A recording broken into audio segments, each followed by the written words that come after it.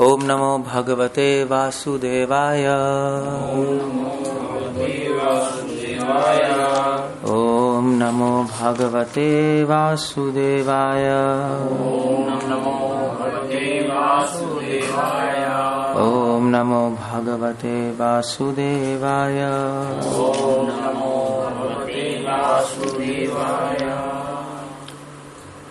सो हम लोग 9वां श्लोक कर रहे हैं।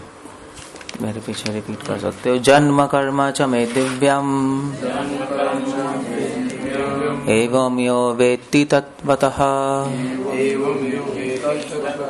त्यक्त्वा देहं पुनर्जन्म नैति मामेति सो अर्जुन। भगवान कह रहे हैं यहाँ पर, जन्म का हे अर्जुन, जो मेरे आविर्भाव तथा कर्मों की दिव्य प्रकृति को जानता है, वह शरीर को छोड़ने पर इस भौतिक संसार में पुनः जन्म नहीं लेता, अभी तो मेरे सनातन धाम को प्राप्त होता है। भगवान इस श्लोक में, फॉर चेंज मैं थोड़ा इस श्लोक पे टाइम बिताना चाहता हूँ। लेट्स हैव अ लुक, क्योंकि बहुत इंपॉर्टेंट श्लोक है, बार बार प्रभुपाद कोट करते हैं। भगवान इस श्लोक में एक इंपॉर्टेंट पॉइंट बता रहे हैं कि जो मेरे जन्म और कर्म को जानता है, वेत्ति तत्वतः। सबसे पहला पॉइंट तो ये आता है कि क्या भगवान का जन्म होता है या भगवान का कर्म होता है? नहीं, क्योंकि ये जन्म और कर्म बद्ध अवस्था में जो बद्ध होते हैं उनके लिए जन्म कर्म होता है। कर्म मतलब कि भगवान तो लीलाएं करते हैं, कर्म थोड़े ना करते हैं, दोनों में अंतर है। और इससे श्रील प्रभुपाद यहाँ पर कोट भी कर रहे हैं पुरुष बोधिनी उपनिषद से अपने पॉपट में, एको देवो नित्य लीला अनुरक्तो भक्त व्यापी हृदय अंतरात्मा। प्रभुपाद कोट कर रहे हैं, ध्यान से देखो आप। तो भगवान के लिए क्या इस्तेमाल कर रहे हैं? नित्य लीला अनुरक्तो, इस श्लोक में है ना, पॉपट में देख रहे हो, नहीं देख रहे हो? भगवान के लिए क्या इसमें क्या? लीला। मगर इस श्लोक में भगवान कह रहे जन्म कर्म, कर्म और लीला में अंतर होता है। कर्म होते हैं जब व्यक्ति कोई कार्य करता है माया के वशीभूत होकर, उसको कहते हैं कर्म। लीला होता है जब व्यक्ति किसी के वशीभूत होकर काम नहीं करता, माया के वशीभूत होकर काम नहीं करता, उसको करते हैं हम लीला।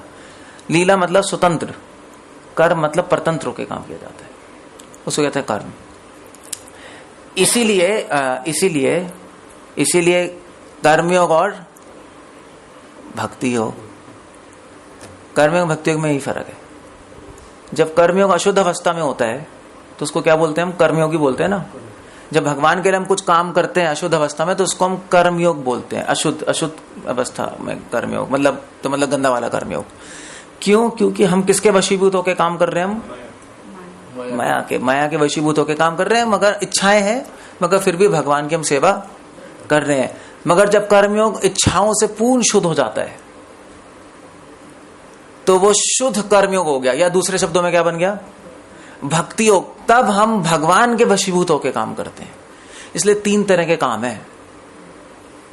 एक भगवान के वशीभूत होकर काम करना, एक माया के वशीभूत होकर काम करना, और तीसरा स्वतंत्र करता।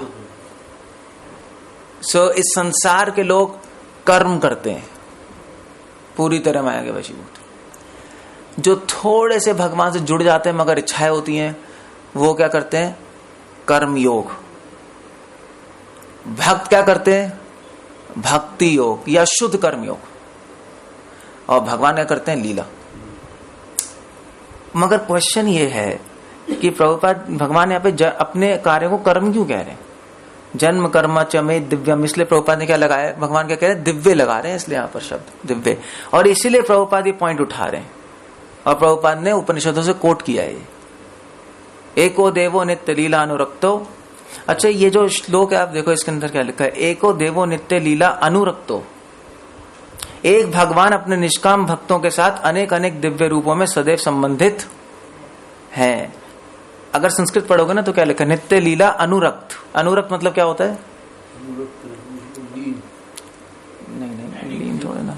अनुरक्त, अनुरक्त नहीं होता, को आसक्त, अनुरक्त, इन्वॉल्व होते हैं अपनी एक्टिविटीज में।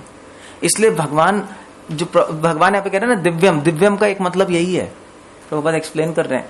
दिव्य का मतलब है कि दिव्य के दो मतलब है, जन्म कर्म च में दिव्यम, कर्म क्या दिव्य लगाया है, क्यों? भगवान कह रहे हैं मेरा कर्म दिव्य है। दिव्य किस लिए लगाया है? क्योंकि मेरे वो कर्म तुम्हें दिखाई दे रहे हैं मगर एक्चुअली वो क्या है लीला। इसलिए दिव्य शब्द का मतलब श्रीला प्रभुपाद अपने पॉपट में लिख रहे हैं कि जो चीज समझ नहीं आती वो दिव्य होता है। जैसे पिछले उसमें नहीं आया था, हमने दिव्य शब्द किसके लिए इस्तेमाल किया था पिछले में, अभी पहले श्लोकों में किसके लिए किया था दिव्य शब्द? हमने कहा था कल तो हमने डिस्कस किया था दिव्य शब्द, लो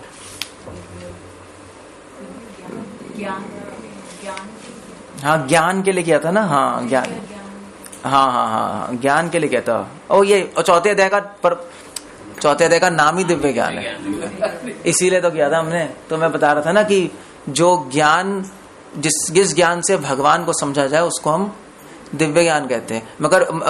मगर ज्ञान में भी मैंने दो तरीके के वो बताए थे ज्ञान योग, एक अशुद्ध ज्ञान योग, शुद्ध ज्ञान योग को हम दिव्य कहते हैं, जिससे केवल भगवान को समझने की इच्छा और कुछ नहीं है, मुक्ति की इच्छा नहीं है उसमें, ठीक है। सो दिव्य। अब प्रॉब्लम ये है जो अधार्मिक लोग हैं उनको धार्मिक लोग बड़े अजीब से लगते हैं, उनको नहीं समझ आता, और जो धार्मिक व्यक्ति है उनको भक्त बड़े अजीब से लगते हैं, उनको भक्ति समझ नहीं आती। और जो भक्त हैं उनमें भी जो वैदिक भक्त हैं उनको जो प्रेम अवस्था में भक्त हैं वो बड़े अजीब से लगते हैं, उनको वो समझ नहीं आता। सो इसलिए दिव्य का मतलब होता है कि जो चीज आपकी अवस्था से समझ नहीं आ रही, जो आपके प्लेटफॉर्म से ऊपर है। प्रभुपाद इसके पीछे ना एक एग्जांपल भी दे रहे हैं मैथमेटिक्स का, आप पढ़ न जाके, आपने पढ़ नहीं पढ़े हो इसके पहले वाले श्लोकों में, कल पढ़ा था, पढ़े थे सर तात्पर्य। तो प्रभुपाद एग्जांपल दे रहे, मैथ्स का एग्जांपल दे रहे नहीं पीछे, मैथमेटिक्स का, कि पहली क्लास में भी 1 + 1 2 पढ़ाया जाता है, 10वीं में वही पढ़ाया जाता है, मगर फर्क है दोनों में नहीं। तो प्रभुपाद क्यों एग्जांपल दे रहे हैं? प्रभुपाद एग्जांपल इसलिए दे रहे हैं क्योंकि भगवान अलग अलग लीलाएं करते हैं अलग अलग अवतारों में, तो ऐसा लगता है अलग अलग अवतारों में अलग अलग भगवान शिक्षाएं दे रहे हैं, मगर अलग अलग शिक्षाएं नहीं है। 1 + 1 2 नर्सरी में भी 1 + 1 2 10th क्लास में भी है, मगर 10th क्लास का आदमी जब 1 + 1 2 कर रहा है वो बिल्कुल अलग तरीके से वो 1 + 1 2 करके उसकी अंडरस्टैंडिंग अलग है। वो 1 + 1 2 ट्रिग्नोमेट्री में कर रहा है, समझे? नर्सरी का बच्चा 1 + 1 2 अर्थमेटिक में कर रहा है सेम। सो इसलिए प्रभुपाद लिख रहे हैं कि भगवान अलग अलग अवतारों में अलग अलग शिक्षाएं देते हैं, मगर उसका आधार सिद्धांत एक ही होता है। समझे नहीं समझे? जैसे 1 + 1 2 सारी क्लास में एक ही है, तो उसका मतलब होता है दिव्य। प्रभुपाद एग्जाम्पल दे रहे हैं उससे। दिव्य मतलब कि हमें लगेगा कि भगवान की लीलाएं कर्म है, मगर एक्चुअली कर्म लीलाएं है, और अनुरक्त है भगवान अपनी लीलाओं से। दिव्य का मतलब होता है अनुरक्त भी। एक्चुअली श्रील प्रभुपाद लिख रहे हैं अनुरक्त मतलब आसक्त है। अब ऐसे समझना मुश्किल है ना, कोई कहता है भगवान तो आसक्त है, जैसे आपके जैन नहीं होते, वो लोग यही कहते हैं कृष्ण भगवान तो बहुत आसक्त है अपनी रानियों से, अपनी गोपियों से, इसलिए उनको जन्म कर्म, इसलिए वो कर्मों के चक्कर में फंस गए, और उनको भी अभी कुछ जन्मों तक शुद्ध होना पड़ेगा, उसके बाद वो तीर्थंकर बनेंगे। Seriously, you know this? वो कहते हैं अभी भी कृष्ण नरक में। हाँ, नरक में, वो कहते हैं अभी नरक में है, क्योंकि अभी वो कर्मों के, अभी जो कर्म हो गए उनके उस पर चढ़ गए आसक्ति के जैसे, उसके ऐसे वो सफर कर रहे हैं नरक में। फिर कोई नहीं, मगर क्योंकि हम लोग भगवान कहते हैं तो हमें दिलासा देने के लिए कि नो प्रॉब्लम, वो अगले कल्प में वो सबसे पहले तीर्थंकर बन जाएंगे उनके साथ। सो एनीवे, अगर आपने नहीं सुना होगा, बाय द वे न्यूज है आप लोगों के लिए, मगर वो पब्लिक में बोलते नहीं ऐसा, क्योंकि पब्लिक में बोल देंगे तो लड़ाइयाँ हो जाएंगी। अंदर अंदर चलता है सब उनका। तो तीसरे नरक में है वो अभी। सो एनीवे, इसलिए भगवान ने उनको अगर प्रीच करनी है तो ये श्लोक कोट करो, ये श्लोक जन्म कर्म च में दिव्यम, ये श्लोक कोट करना पड़ेगा आपको कि उनके कर्म कैसे हैं, दिव्य हैं। और दिव्य को एक्सप्लेन करने के लिए प्रभुपाद जी ने इस श्लोक कोट किया, पुरुष बोधिनी उपनिषद का ये श्लोक कोट करो, एको देवो नित्य लीला अनुरक्तो। हम भी कहते हैं भगवान अनुरक्त है, आसक्त है अपनी लीलाओं से, मगर आसक्त होते हुए भी वो जन्म मृत्यु से परे है, वो किसी के वशीभूत ही नहीं है। और इसलिए प्रभुपाद एक और श्लोक कोट कर रहे हैं, आप देख लो अगला श्लोक क्या है, देख लो क्या है, तम एवं विदित्वा इति मृत्युमिति नान्य पंथा विद्यते अनया। बहुत इंपॉर्टेंट श्लोक है, अगर किसी मायावादी के पास जाओगे तो यही श्लोक कोट करेंगे। नहीं, ये वर्ड दिस उपनिषद का सबसे इंपॉर्टेंट लाइन है, सबसे इंपॉर्टेंट लाइन। अगर किसी मायावादी को इंप्रेस करना है ना तो ये आप लट लो, वो आगे पैर पड़ जाएगा, भैया इसको आता है उपनिषद। ये कौन से उपनिषद से? श्वेताश्वतर उपनिषद, ये श्वेताश्वतर उपनिषद से। तमेवं विदित्वा इति, श्री भगवान को जान लेने से ही, तम मतलब क्या होता है संस्कृत में, किसी को पता है क्या होता है?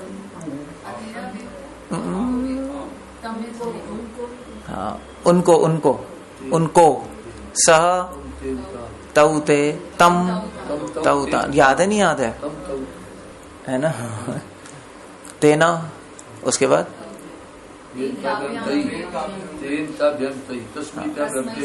आपको आता है संस्कृत भी आती है, ठीक है। तम, तम मतलब उनको, ठीक है ना। वैसे तम का मतलब अंधेरा भी होता है, वैसे कभी सोचा है कि तम का मतलब अंधेरा भी है उनको भी है, ऐसे क्यों है संस्कृत में, ऐसे क्यों लिखा है? अंधेरे को और उनको सेम शब्द क्यों है? हाँ, तमस तमस तमस अंधकार होता है ना, तमस। तो उसी से संबंधित है शब्द तम, मतलब जो रूट वर्ड्स है ना उन्हीं से एक सब लिंक्ड होते हैं। उनको मतलब कहा गया तम से रिलेट किया गया। अब सोचना क्यों कहा गया है, संस्कृत में सब कुछ रिलेटेड होता है, उसका हर शब्द का एक फिलोसॉफिकल मतलब होता है संस्कृत में, उसके पीछे फिलोसफी होती है। जैसे तम का एक और मतलब होता है फैलना, तम का एक और मतलब है फैलना संस्कृत में, तमस। तो फैलना, तो अंधेरा क्या होता है? फैलता नहीं, बोलते नहीं डार्कनेस स्प्रेड्स, इसलिए। और उनको क्यों बोल रहे हैं? क्योंकि व्यक्ति क्या करता है, फैलता है इच्छाओं से, फैलता है। इसलिए जब भी किसी को एड्रेस करते हैं उस व्यक्ति को, मतलब एक्चुअली उस व्यक्ति को एड्रेस नहीं कर रहे हम, उसके पूरी इच्छाओं को एड्रेस कर रहे हैं। उनको मतलब सिर्फ सामने बैठा व्यक्ति नहीं है, उसकी इच्छाएं, उससे कनेक्टेड जितनी भी चीजें सब एड्रेस कर रहे हैं। उसका फैलाव पूरा उसमें एक शब्द में है, उनको, उसके बच्चे, उसकी बीवी, उसका घर, उसका एम्पायर, वो शब्द इस शब्द में उनको। इसलिए तम मतलब जो पूरा फैला हुआ है, वो आदमी ने फैला हुआ है, इसलिए तम वर्ड वहीं से आ रहा है। बाय द वे मैं बता रहा हूँ, बाय द वे संस्कृत बहुत अच्छी है। एनीवे, सो अब भगवान आसक्त हो गए तो भगवान क्या फंस जाएंगे माया में? नहीं, इसलिए कोट कर रहे हैं हम, देखो प्रभुपाद। तम मतलब उनको, विदित्वा इति मतलब प्रभुपाद लिख रहे हैं जान लेने के पर, नहीं, विदित्वा मतलब जान लेना। उनको जान लोगे तो क्या होगा? मृत्युम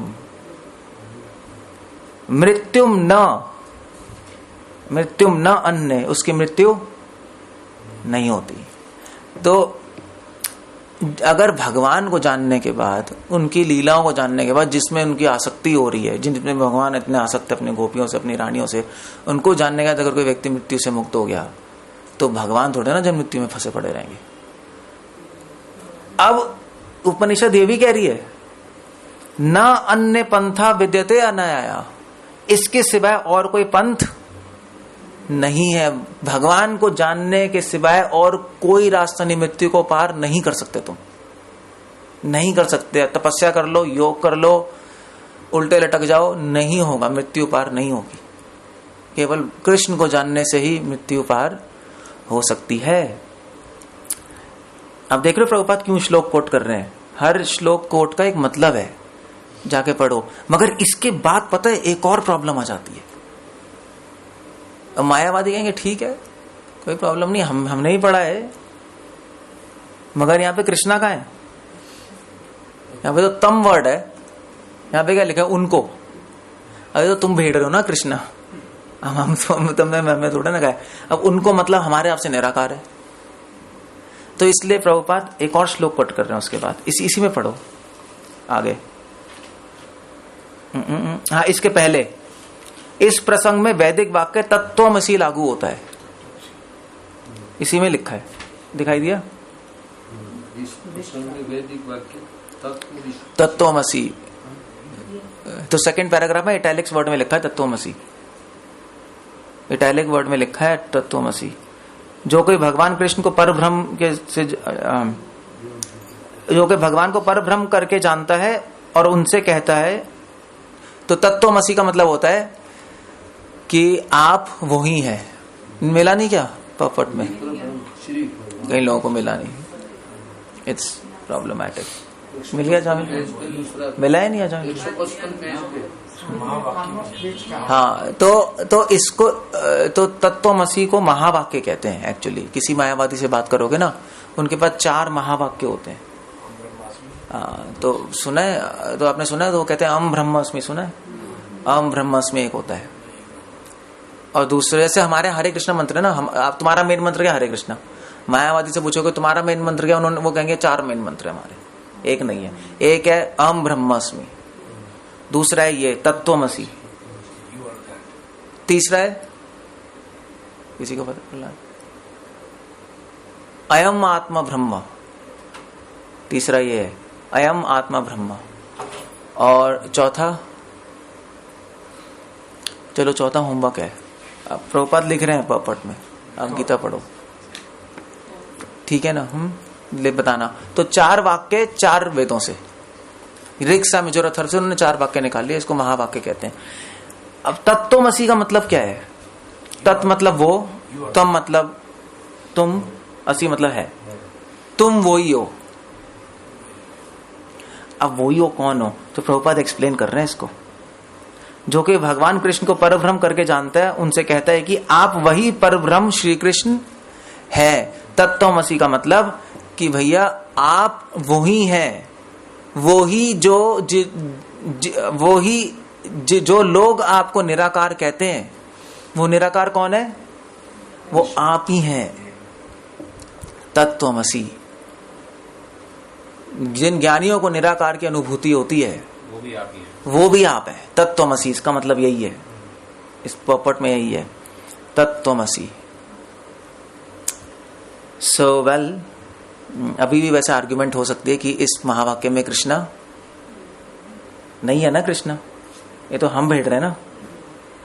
तो अब क्या आंसर करोगे इसका, मुझे बताओ, कैसे आर्ग्यू करोगे? भाई हमने इस वाले श्लोक में भी भेड़ा भगवान को, यहाँ पे भी कृष्ण ही हम नहीं लगा, वही कृष्ण नहीं तो उसकी वो हम मानते हैं ना, तो कहते हैं हम निराकार मानते हैं।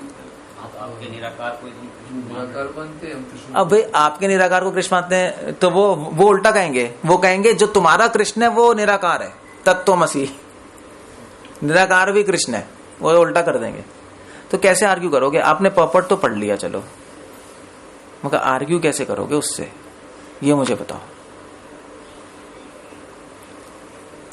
गड़बड़ हो गई ना? तो फिर आंसर क्या देते? पता है, पढ़ के थोड़ा सोचना भी चाहिए, नहीं? वरना तो अंधविश्वास नहीं हो जाएगा। मतलब हम पढ़ लेंगे, हाँ आप कहोगे प्रभुपाद ने कहा है, मायावादी कहेंगे कौन प्रभुपाद भाई, कौन? तुम शास्त्रों की, मतलब वो तो आर्ग्यूमेंट तो ऐसी होती है ना। सो इसलिए प्रभुपाद पहले पैराग्राफ में किसको कोट कर रहे हैं? आप देख रहे हो क्या कोट कर रहे हैं? कौन सा शास्त्र कोट कर रहे हैं? ब्रह्म संहिता से कोट कर रहे हैं। और क्या कोट कर रहे हैं? अद्वैतम अच्युतम अनादि अनंत रूपम। अगर आप ये पूरा श्लोक पढ़ोगे तो इसकी अंतिम लाइन है श्लोक की, गोविंदम आदि पुरुषम तमहम भजामि। अब ये पूरा श्लोक प्रभुपाद ने कोट नहीं किया, क्योंकि ये प्रभुपाद ने अज्यूम किया है कि भक्तों को पता है। और इसका मतलब इस ब्रह्म संहिता में दिया है कि जो निराकार है, अद्वैतम, जो लोग भगवान को निराकार बोलते हैं, अच्युतम अनंतम अनादि रूपम, वो कौन है? वो गोविंदम आदि पुरुषम तमम भजामि, वो कृष्ण है। तो इसलिए प्रभुपाद ने पॉपट सबसे पहले ब्रह्म संहिता से शुरू किया है, ये प्रूफ करने के लिए कि निराकार कृष्ण है। और फिर प्रभुपाद ने उपनिषदों से कोट किया है कि मायावादी ये 2 श्लोक कोट करते हैं प्रूफ करने के लिए कि भगवान को, निराकार को जानने से मृत्यु को पार कर जाओगे, मगर वो निराकार कौन है? वो कृष्ण है, ब्रह्मा जी की अथॉरिटी है। बस कंप्लीट हो गया। इसलिए पूरा पैराग्राफ पढ़ के समझ आएगा। जन्म कर्म च में दिव्यम, ये जो छोटी सी लाइन है, ये पूरा पैराग्राफ पढ़ के समझ आएगा। तो आपको तीनों चीजें कोट करनी पड़ेंगी, तब जाके आपको दिव्य का मतलब समझ आएगा। दिव्य का मतलब क्या है? कर्म भगवान के दिव्य है, जन्म भगवान का दिव्य है। वैसे जो शब्द है ना दिव्य, ये थोड़ा गलत सेंस में यूज होता है, नहीं? तो अच्छा मुझे बताओ, हमारी फिलॉसफी में दिव्य का मतलब क्या है? सिद्धांत में दिव्य वैसे पता है चैतन्य आपू ने क्या बोले? दिव्य अचिंत्य शब्द सुना है? अचिंत्य का मतलब क्या होता है? चिंतन से दूर। इसका मतलब क्या है?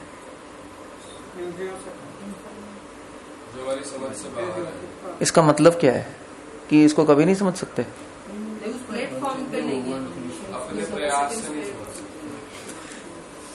अचिंत्य का मतलब है कि अचिंत्य का मतलब ही नहीं, हम समझ ही नहीं सकते। हम समझ सकते हैं मगर पूरी तरह नहीं समझ पाएंगे। या ये समझ लीजिए, जैसे मान लीजिए आप, जैसे मैं आपसे पूछूं आप चूचू कैसा है, तो क्या बोलोगे आप? क्यों नहीं पता? कुछ पता ही नहीं चूचू क्या है, तो आप कहो ये तो अचिंत्य है, नहीं चिंतन से परे। ये एक बात ये हो सकती है, जिसके बारे में पता ही नहीं तो आप कहो ठीक है, पता नहीं, चिंतन से परे अचिंत्य। मगर दूसरा एग्जाम्पल है कि एक कमरा है, उसमें अंधेरा और प्रकाश साथ में। अब ये क्या चीज है? ये भी अचिंत्य है, समझे? दोनों एग्जाम्पल अचिंत्य के। पहले एग्जाम्पल में अज्ञान है, पहले एग्जाम्पल में पता नहीं, इसलिए अचिंत्य है। दूसरे एग्जाम्पल में पता है मगर हम उसको सॉल्यूशन नहीं निकाल पा रहे, समझे? इसलिए अचिंत्य है, समझे? 2 तरह से अचिंत्य एग्जाम्पल होते हैं। वैसे तो और भी एग्जाम्पल है अगर आप पढ़ोगे तो, मगर 2 एग्जाम्पल्स हैं। किसी भी चीज में अगर विरोध होता है तो उसको भी अचिंत्य कहते हैं, नहीं है? नहीं। और किसी चीज को पता नहीं, वो भी अचिंत्य हो गया, समझे? तो मैं पता है क्यों बता रहा हूं मैं? क्योंकि मायावादी भी भगवान को अचिंत्य कहते हैं, हम भी भगवान को अचिंत्य कहते हैं। मायावादी अचिंत्य क्यों कहते हैं? क्योंकि वो कहते हैं भगवान को कोई जान नहीं सकता, जानता ही नहीं। जैसे चूचू अचिंत्य। हम कृष्ण को अचिंत्य क्यों कहते हैं? क्योंकि कृष्ण में विरोधी गुण है। कृष्ण सबसे बड़े ब्रह्मचारी भी हैं, सबसे बड़े कामाचारी भी हैं। अब ये कैसे हो गया? ये कैसे हो जाएगा? यही बात आ गई। भगवान कर्म भी करते हैं, मैं कर्मों में फंसते नहीं, इसलिए उनके कर्मों क्या बोलते हैं? लीलाएं। ये भी अचिंत्य। तभी प्रभुपाद यहाँ पे लीला का वर्ड ला रहे हैं, लीला वर्ड लाइस ले रहे हैं। इसलिए इस श्लोक से हम गौड़िया वैष्णव फिलॉसफी निकाल सकते हैं। अचिंत्य जो शब्द है ना, मीनिंग, वो भगवान इस श्लोक से हमें समझा रहे हैं। हमारे सिद्धांत का नाम है अचिंत्य भेद भेद तत्व। तो भगवान ने ये श्लोक बोल के मायावादियों के सिद्धांत को काट दिया। भाई तुम जिसको अचिंत्य कह रहे हो वैसे नहीं अचिंत्य है। मैं अचिंत्य इसलिए क्योंकि मैं समझ नहीं आ सकता, मेरे में विरोध है, समझे? विरोध है, इसलिए कह रहे हैं दिव्यम यो वेत्ति तत्वतः।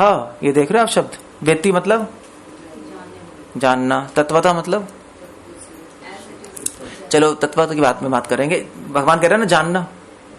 अगर भगवान अचिंत्य हैं तो जानेंगे कैसे? आप निराकार को कैसे जानोगे? मुझे बता दो। निराकार को कोई जान सकता है ही नहीं कुछ, तो फिर जान नहीं। निराकार के बारे में तो जानना है कि मैं जान नहीं सकता। जब कुछ है ही नहीं तो क्या जानोगे? और सारे मायावादी, और कहीं आप गुरुज के पास जाओ, मॉडर्न गुरुज, वो कहते हैं भगवान को कोई नहीं जान सकता, इसलिए अचिंत्य है। मगर भगवान ने जानबूझ के यहाँ पे शब्द लगाया है जानना, जानबूझ के लगाया जानना, सारे मायावादियों को काटने के लिए कि तुम जान सकते हो मगर मुझे जान के पूरी तरह समझ नहीं सकते। मायावादी अचिंत्य कैसे कहते हैं? क्योंकि जान नहीं सकते भगवान को। हम अचिंत्य कैसे कहते हैं? क्योंकि हम समझ नहीं सकते। दोनों में फर्क है। हम समझ नहीं सकते इसलिए अचिंत्य, वो कहते हैं जान ही नहीं सकते इसलिए अचिंत्य। क्लियर हो गया नहीं हो गया? तो इस श्लोक एक्चुअली एक एक श्लोक में बहुत कुछ छुपा हुआ है। भगवान बोल तो रहे हैं जन्म कर्म में दिव्यम, मगर साथ साथ भगवान एक तीर से कई निशाने लगाते ना। भगवान जब राम भगवान ने तीर चलाया था तो 7 पेड़ गिर गए थे। सुग्रीव ने टेस्ट लिया था ना, वो एक तीर 7 पेड़ काट के तोड़ ताड़ के फिर नर्क में चला गया और नर्क में जाकर कई असुरों को मारा।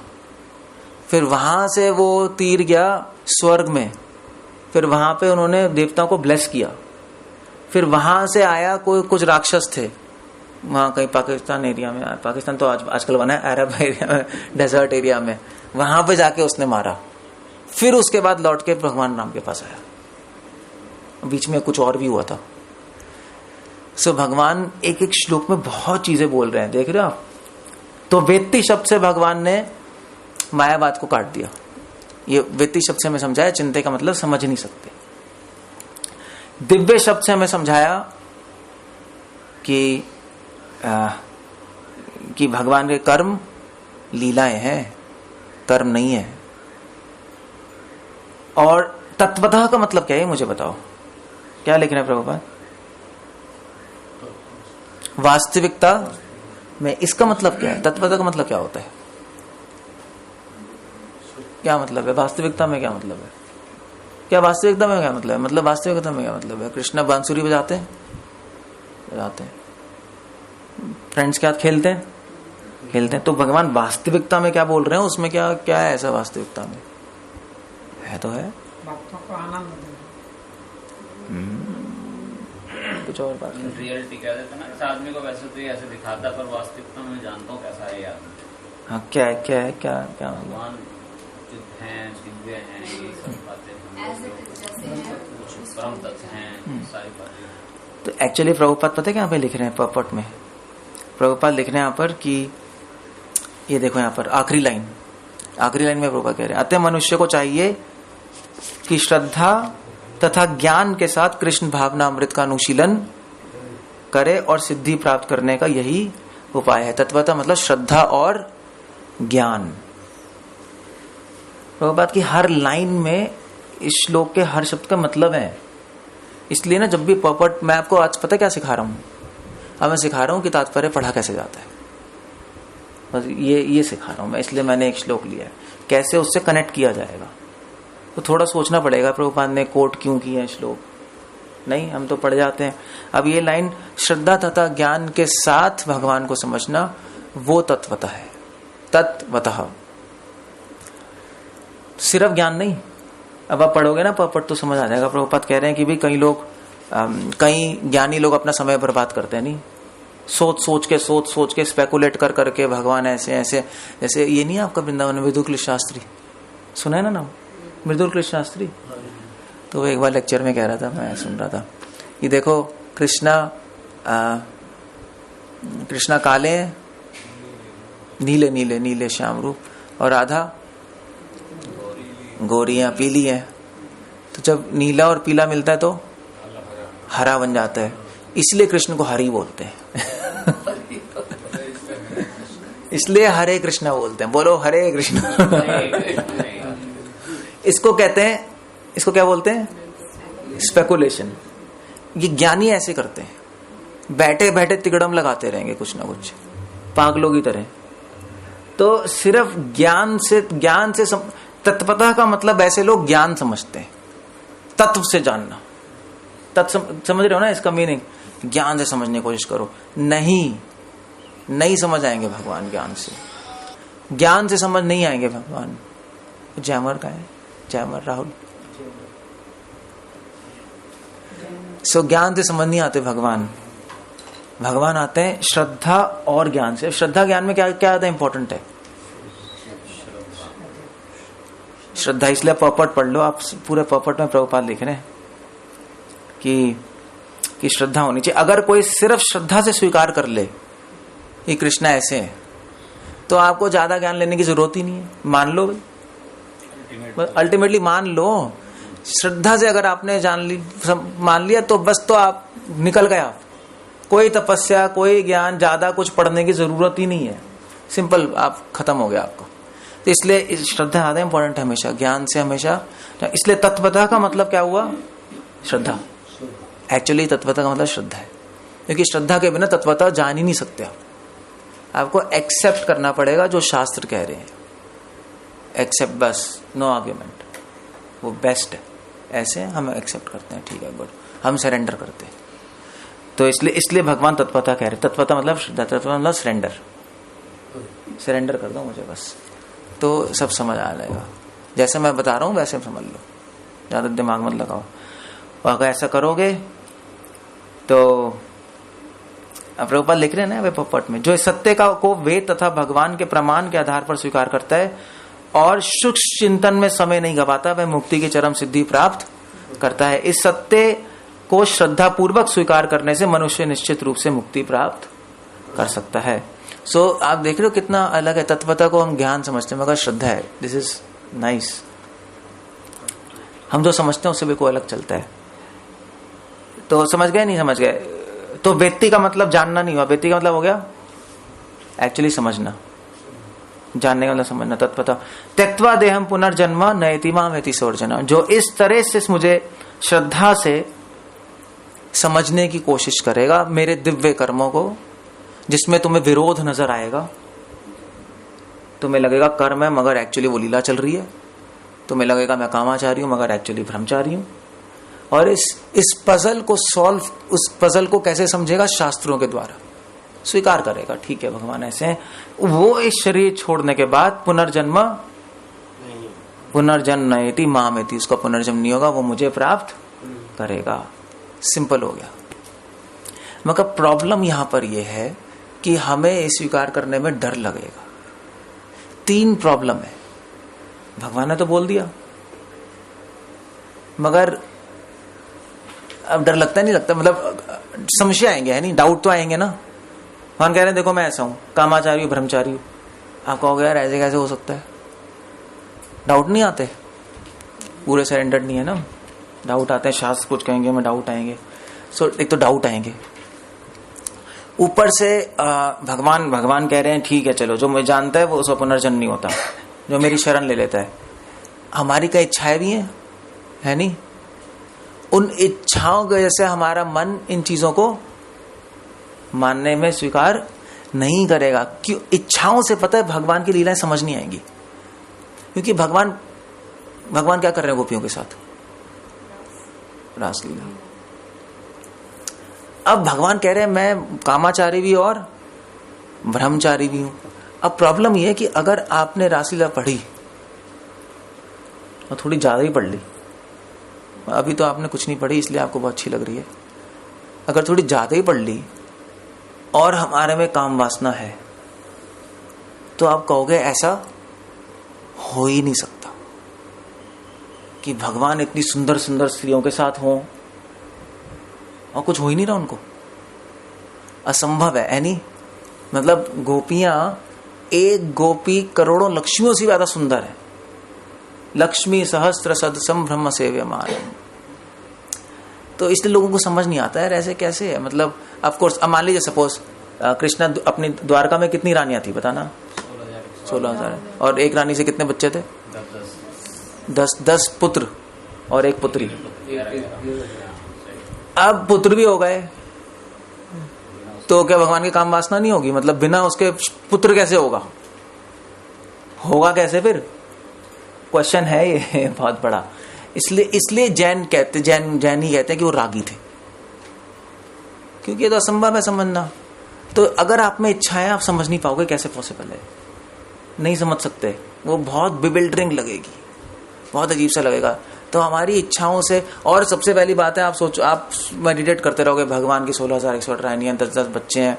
अगर आप में इच्छाएं होंगी ना, तो जैसे कृष्ण के बच्चे हैं, ऐसे हमारे भी चुन्नू मुन्नू होने चाहिए। भैया भगवान भी गृहस्थ है और हम भी। लोग कहते ही तो लॉजिक है, भाई भगवान ने भी तो गृहस्थी की है, हमें भी करनी चाहिए गृहस्थी। मतलब बुरा नहीं है, बट द पॉइंट इज कि दे कैन अंडरस्टैंड कि भगवान परम विरक्त भी है, वो तो दिखाई नहीं दे रहा उनको। तो राग जिसमें होता है उसको भगवान की एक चीज दिखाई देगी, दूसरी चीज दिखाई नहीं देगी। आप देख लेना, फुल टाइम लोग क्यों नहीं बनते? पहले तो फुल टाइम बनना चाहते हैं, फिर धीरे धीरे भगवान, फिर पता है, फिर कहीं कहीं टाइम बाद ना मेरे पास आते हैं, प्रभु जी एक बात है। मैं कहता बोलो, तो प्रभु जी कृष्ण भी तो ग्रस्त है। यही डायलॉग आता है इमीडिएटली। सुना है अनंत? क्या आपके मन में आया था या नहीं? नहीं आया ना? दूसरा कारण तो और ये डाउट आता है।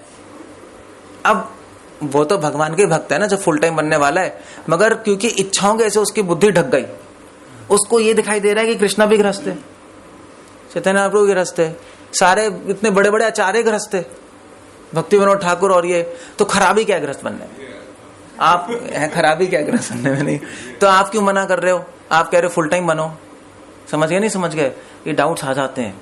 तो इच्छाएं प्रॉब्लम है। इच्छाएं हमें भगवान की लीलाओं को समझने नहीं देगी, नहीं देगी समझने, उनकी दिव्यता को खत्म कर देगी, कुछ नहीं पता लगेगा हमें। और इसलिए प्रभुपाद ने यह भी लिखा है कि भगवान की इंटीमेट लीलाएं पढ़ो मत, ज्यादा पढ़ नहीं सकते हम। रासलीला तो भागवतम में बहुत ही ऊपर से दी हुई है। अगर आपने डिटेल से पढ़ ली रासलीला तो आप माइंड इम्प्योर ही हो जाएगा पूरा, नहीं पढ़ सकते हम अगर हमने इंटीमेट। तभी तो प्रभुपाद ने बोला है कि भगवान की रहस्यमय लीलाओं को ज्यादा अपनी अवस्था में डिस्कस मत करो, क्योंकि वहां पे बहुत ही इंटीमेट चीजें चल रही हैं। सो प्रॉब्लम एक प्रॉब्लम ही संशय नहीं, संशयों से भय आएगा। भैया क्या होगा यार, ये तो क्या है, मैं क्या मतलब समझ ही नहीं आ रहा कुछ। डर लगता है नहीं लगता है? जब कॉम्प्लेक्सिटी में जाओगे ना, यार समझ नहीं आ रहा। तभी तो डिवोटी, इस्कॉन डिवोटी बोलते हैं यार जस्ट छोड़ो यार, ज्यादा समझने गया, हरे कृष्णा जपो और प्रसाद लो, काफी है। तभी नहीं पढ़ते लोग, तभी लोगों ने प्रभुपाद की किताबें नहीं पढ़ी। मतलब आपके पास सामने गीता, मैंने आपको 2 प्रभुपाद कोट कर रहे हैं उपनिषद, कभी ये सोचा ही नहीं होगा इसके बारे में आप लोगों ने, क्योंकि डर लगता है यार, क्या समझ ही नहीं। भागवतम तो सपने में भी नहीं देखी होगी आपने, देखिए कभी सपने में भागवतम? मतलब आप लोगों ने पढ़ी होगी, मगर मैं उसको पढ़ना नहीं मानता फ्रैंकली। मतलब प्रभुपाद के तात्पर्य पढ़ोगे तब उसमें समझ आएगा कहाँ जा रहे हो आप। तो भय भी लगता है, और जब समझ नहीं आता, जब आप समझोगे नहीं तो एडवांस नहीं करोगे भक्ति में, तो क्या होगा? फिर फ्रस्ट्रेशन होगी। इसलिए भगवान ने अगला श्लोक बोला है, आप देख लो क्या बोल रहे हैं। वित रागा भया क्रोधा मनमया माम उपाश्रिता। सीधा यही श्लोक आ गया। भगवान को पता है क्या प्रॉब्लम होगी इनको। जैसे ही मैं बोलूंगा मेरे जन्म कर्म दिव्य है, इनके होश उड़ेंगे, इनके होश उड़ जाएंगे, मेरा जन्म कर्म दिव्य है। भैया नहीं समझ आ रहा। भगवान ने बोल दिया वीत मतलब, वैसे एक वो आता था ना पहले बॉर्नविटा के साथ वीटा, देखा था? वीटा नहीं आता था? वीटा अभी भी आता था ना, अभी आता है आजकल, पता नहीं। वैसे फ्रेंच वर्ड है जो संस्कृत से आया है, वीता, जिसका मतलब होता है लिबरेशन। लिबरेशन मतलब पावर, मुक्ति मतलब पावर ना, पावर आ गई ना, तो इसलिए उसका नाम उन्होंने वीता रखा था। वीटा पोर्चुगीज स्पेनिश वर्ड है, मैं देख रहा था, मगर संस्कृत से आया है इसी। तो वित रागा भय, भगवान कह रहे हैं कि राग भय और क्रोध को छोड़ दो, वरना मेरा जन्म कर्म दिव्यम नहीं समझ आएगा। तुम पढ़ोगे भी, तुम गलत चीज देखते रहोगे, उसमें गलत चीज देखते रहोगे। मैंने तो बता दिया, मगर तुम छोड़ दो, राग भय और क्रोध को छोड़ दो, और मन माया माम उपाश्रिता, फिर मेरा आश्रय लो, तब आश्रय लो मेरा। तो राग छोड़ने का मतलब क्या है? क्या छोड़ना है? अपनी आसक्तियां छोड़ो संसार से। आसक्ति छोड़ने का मतलब क्या है? मुझे प्रैक्टिकल मतलब क्या आसक्ति छोड़ने का? प्रैक्टिकल मतलब क्या है? ये अचीव करना है। मेरे लिए संसार में ग्रो करने का प्लान करना छोड़ना, प्लानिंग। ठीक है, प्लानिंग ओके, मैंने बताया था प्लानिंग करना छोड़ना है कि हमें आगे बढ़ना है, ये करना है, वो करना है, प्लानिंग। या प्रैक्टिकल मतलब ये है। और दुनिया में जितनी भी चीजें इसलिए मेरे भोग करने के लिए मुझे चाहिए। ओके, प्रभुपाद क्या लिख रहे हैं? देहात्म बुद्धि नहीं, भौतिकवाद में इतने लीन रहते हैं, लीन लिख रहे हैं, आप देख लो लाइन क्या लिख रहे हैं। सामान्यतः जन जो लोग देहात्म बुद्धि में आसक्त रहते हैं, दूसरी लाइन, वे भौतिकवाद में इतने लीन रहते हैं। इतने लीन रहना मतलब प्लानिंग करते हैं। प्रभुपाद वही कह रहे हैं। एक मतलब ये है, ठीक है, राग का मतलब, मगर राग छोड़ने का असली प्रैक्टिकल मतलब क्या है? अब कोई कहेगा चलो मैंने प्लानिंग छोड़ दी, कोई कहेगा चलो, मान लीजिए कितने लोग नहीं होते जो अपने जो फार्म हाउस पे चले आते हैं, भोगी भी ऐसे होते हैं। शिमला में चले गए, यार हम तो आराम से रह रहे हैं, देखो भैया हमने सब कुछ छोड़ दिया, रिटायरमेंट हो गए, अब हम आराम से रह रहे हैं। क्या वो उनमें राग नहीं है? तो फिर आप तो डेफिनेशन इनकम्प्लीट हो गई। ठीक है, मगर इनकम्प्लीट है, पूरी व्याप्त नहीं है। परिभाषा को व्याप्त होना चाहिए। कुछ केसेस छूट गए ना, छूट गए। प्लानिंग व्याप्त का मतलब पता है ना, परिभाषा व्याप्त तो हर जगह नहीं लग रही, इसलिए कुछ और मतलब होना चाहिए राग का। राग का क्या मतलब है? अब मुझे बताओ।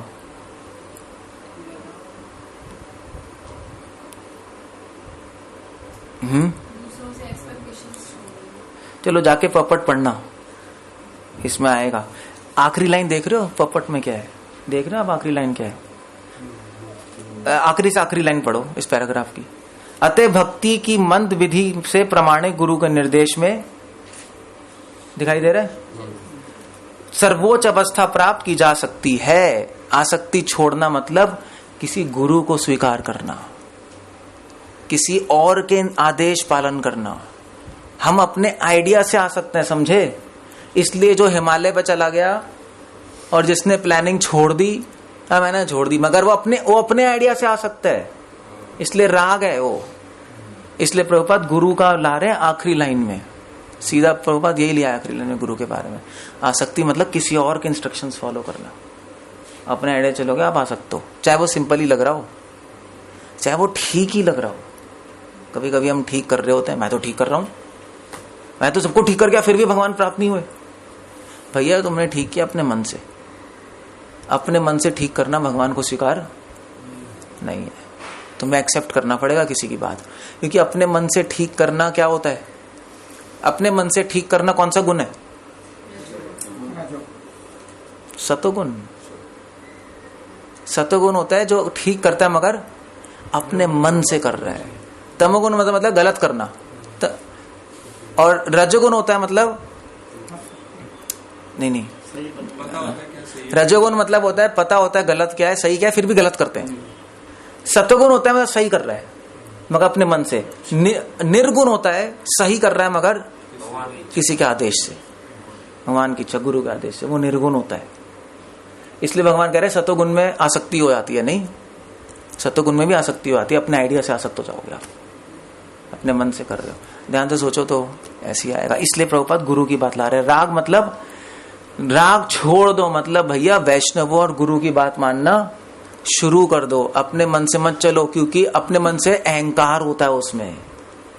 मैंने डिसीजन लिया है ना, तुमने लिया है डिसीजन। मैं शिमला में आके बैठूंगा, मैं कोई प्लानिंग नहीं करूंगा, तुम अहंकारी हो। हाँ क्या यही प्लानिंग है? अर्जुन भी तो ठीक ही कर रहा था। अर्जुन भी तो ठीक कर रहा था, भगवान मैं इतने क्यों खून बहाऊं, मैं ये करूं। तो अर्जुन बिल्कुल सतोगुण की बात कर रहा था अपने हिसाब से।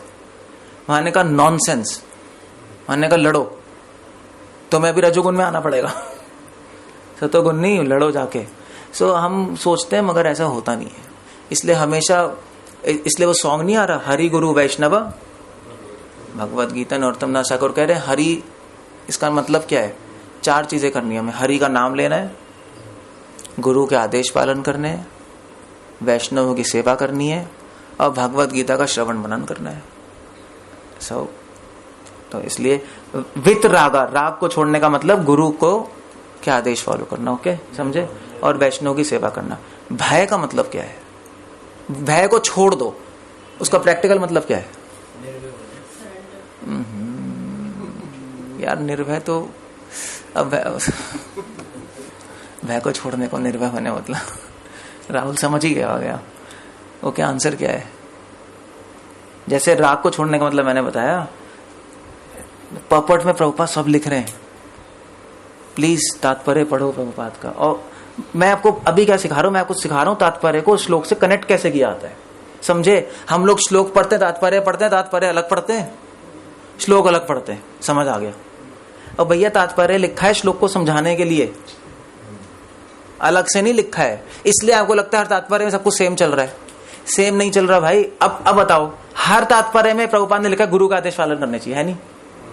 हर में लिखा है, मगर यहां पे लिखा है ये समझाने के लिए राग को छोड़ने का मतलब गुरु का आदेश पालन करना है। कहीं कहीं जैसे भगवान ने 13वें अध्याय में बोला है कि सत्य का पालन करना चाहिए, उसमें भी प्रभुपाद तात्पर्य में लिख रहे हैं कि सत्य का पालन कैसे होता है, गुरु के आदेश। आप कहोगे यार यहाँ पे गुरु का, यहाँ पे गुरु है, यहाँ पे सब सेम ही चल रहा है, हमने समझ लिया गीता, समझ लो। अलग अलग श्लोक में अलग अलग मतलब है अलग अलग चीजों के। तो एक्चुअली मैं इस पे एक सेमिनार भी बना रहा हूँ, how to read Prabhupada books. मतलब वो जरूरी है, वो तो जोड़ना, वरना किसी को समझ ही नहीं आता। ओके, भय छोड़ने का मतलब क्या बताऊं मुझे? अब हिंट आंसर है। फिजिकल चीजें मतलब मैटर्स है, उनको हम सोचते हैं कि अगर हम चला हो जाएंगे तो हम क्या करेंगे, मतलब हाँ, मतलब प्रैक्टिकल मतलब क्या है मैं आपको बता चुका हूँ, मगर मैं आपको बता चुका हूँ अभी 10 मिनट पहले, मैं 10 मिनट पहले बता चुका हूँ। क्या क्या है? अभी बताया है। भगवान की बोल सुन के ओहो यार, बहुत मुश्किल है। भय क्यों आया था भगवान की लीलाओं को देखकर? संशय, संशय, संशय। भय छोड़ने का मतलब संशय हटाओ, संशय छोड़ो, संशय छोड़ो। भय छोड़ने का मतलब संशय छोड़ो। संशय, संशय कैसे हटेंगे? नॉलेज नहीं, गीता की नॉलेज लेके समझ के ना। तो वीत भय मतलब संशय को हटाओ, भगवान कह रहे। ऐसे नहीं हटेंगे भय, मैंने छोड़ दिया भय। कैसे छोड़ दिया यार, कैसे छोड़ दिया भय? आप कहोगे मुझे तो कोई डर नहीं लगता। अभी आपको आप किसी को पूछो आपके डर लगता है? कोई नहीं लगता डर। मृत्यु से डर लगता नहीं लगता। अभी पिस्तौल लेके आ जाएंगे ना, सब घी निकल जाएगी, सब कुछ नहीं होगा। अभी आपको कहेंगे शूट कर दूंगा, भगवान शूट कर दूंगा, एक बार बोल दे भगवान कुछ नहीं होते। 1000 बार बोल रहा हूं मैं, भगवान कुछ नहीं होते, छोड़ दे मुझे। यही होगा 100%। आप नहीं मानो मगर होगा ऐसे ही, होगा ऐसे ही। जब भय आता है ना तो भय का मतलब ये नहीं है। भय का मतलब है कि संशय हटाना। Of course I mean to say, अगर प्योर डिवोटी के सामने शेर आएगा तो डरेगा नहीं, वो डरेगा तो मतलब हार्ट बीट तो बढ़ेगी, शेर आ गया, मगर वो भय की बात नहीं हो रही। वो तो नेचुरल साइकोलॉजिकल प्रोसेस है नहीं है? यानी नेचुरल है वो। मतलब कुछ लोगों में, कुछ लोग क्षत्रिय टाइप के होते हैं, कुछ लोग ब्राह्मण टाइप के होते हैं। ब्राह्मण टाइप के लोगों को डर लगता है, प्रभुपाद लिख रहे हैं ब्राह्मण को डर लगेगा। इसलिए तो परशुराम जी समझ गए थे। किसको, कौन था वो? मैंने परशुराम ने कहा कि तुम्हें बिच्छू ने काटा, तुमने सहन कैसे किया? तो तुम डरे क्यों नहीं? ब्राह्मण तो डरेगा, तुम ब्राह्मण सहन नहीं कर सकता। उन्हें सीधा निकाल दिया उसको। तो फिर तो ब्राह्मण डरता है, ये भी एक गुण है। मतलब अगर डर लग रहा है मत समझो कि मैं ब्राह्मण नहीं हूँ। फियर साइकोलॉजिकल है, मतलब हाँ, और क्या। हाँ, वो भी तो बात है, गिर जाएंगे हम नीचे। फियर अच्छा भी होता है, नहीं ज्यादा हो जाए तो हाँ एक्चुअली ये अच्छा पॉइंट उठाया। तो महाभारत में भीम हमेशा युधिष्ठिर महाराज को कोसता रहता था कि तुम तो डरपोक हो यार, तुम ये क्या यहाँ पे बैठे हो। भीम ने कहा अभी चलो मैं सबको एक मार देता हूँ, पकड़ गए सारे, दुर्योधन खत्म करते हैं मामला।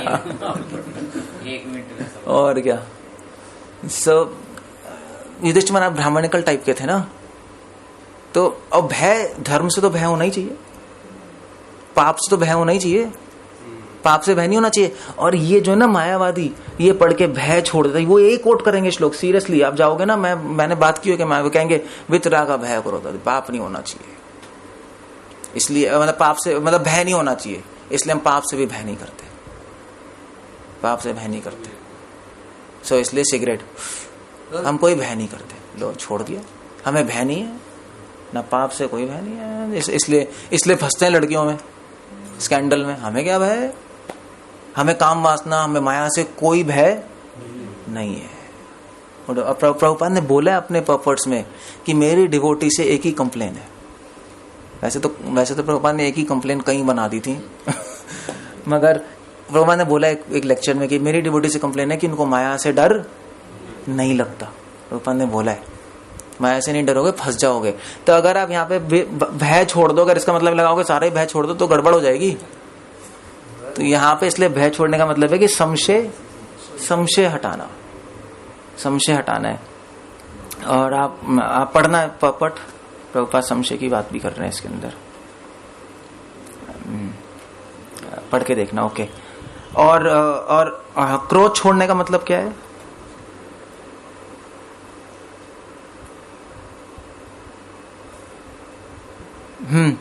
क्रोध छोड़ने का मतलब क्या है?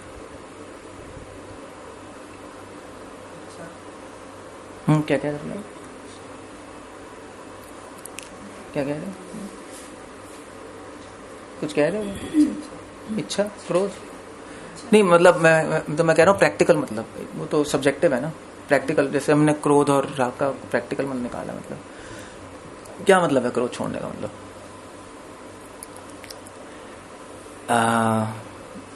या व्हाट डू यू से?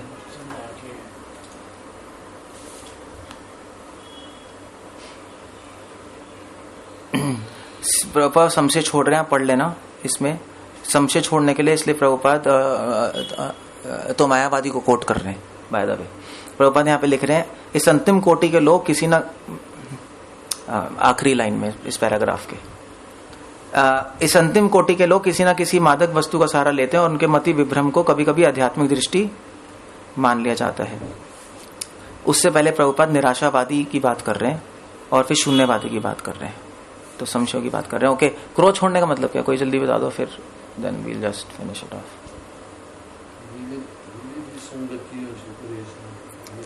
क्रोध पता है कैसे छूटता है? अब प्रभुपाद क्या लिख रहे हैं? प्रभुपाद यहाँ पे लिख रहे हैं क्रोध छोड़ने का मतलब है कि भक्ति के विधि विधानों का पालन करना। क्रोध मतलब फ्रस्ट्रेशन ना, फ्रस्ट्रेशन हो जाती है, ये नहीं हो रहा वो नहीं हो रहा, कोई प्रॉब्लम नहीं है। प्रभुपाद कह रहे हैं रूल्स रेगुलेशंस फॉलो करते रहो, रूल्स रेगुलेशंस फॉलो करते रहो। फ्रस्ट्रेशन में व्यक्ति छोड़ देता है चीजें, नहीं हो गई हो गई हो गई, नहीं। अगर हम नियम पालन करते रहेंगे ये समझ के कि मुझे फॉलो करना है, तब हम क्रोध से बच जाएंगे। क्रोध मतलब जब कुछ समझ नहीं आ रहा भगवान के बारे में तो क्रोध आएगा, मगर अगर प्रभुपाद कह रहे हैं कि विधि विधान पालन करते रहोगे तो अपने आप समझ आने लगेगा, अपने आप आ जाएगा समझ, क्योंकि भगवान की कृपा आएगी, तब फिर क्रोध नहीं आएगा।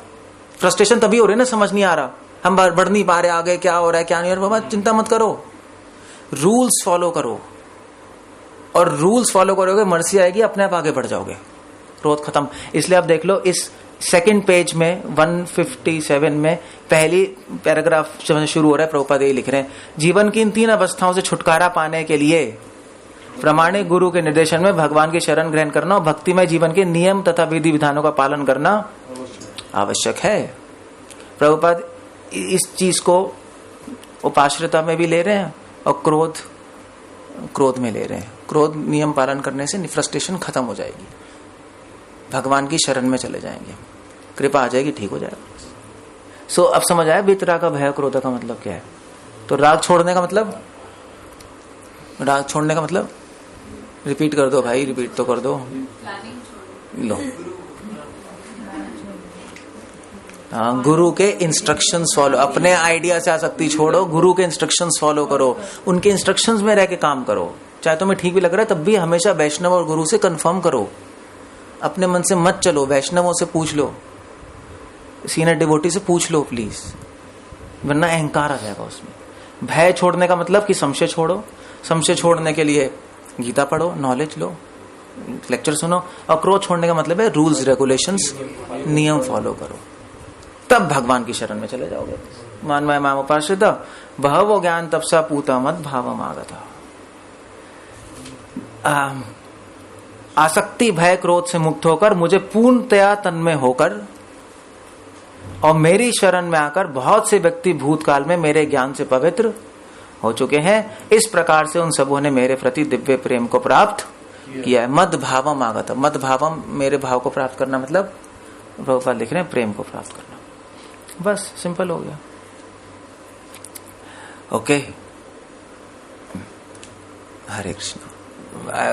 आज मैंने थोड़ा डिफरेंट मेथड ले लिया, so, प्लीज जाके पर्वर्ट्स पढ़ो, उसको लिंक करो वहां पे।